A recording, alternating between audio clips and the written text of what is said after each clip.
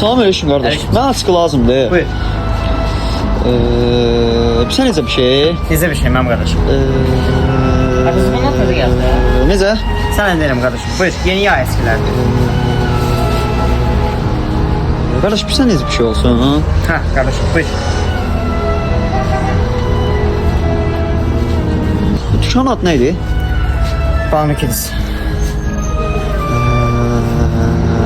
Hə. O arkadaş paltarlar da satsınız. Hə, mənim qardaşım hamısı satır. Buyur. Əskilərdən hansını istəyirsən?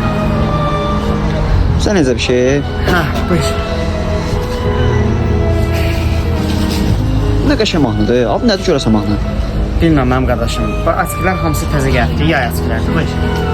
Eşitlə qardaş, mən çörək almalıydım. Səhvlə gəlib girmişəm də bura. Mən sənə Yox qardaş, çörək almalıydım da. Bazar olsun.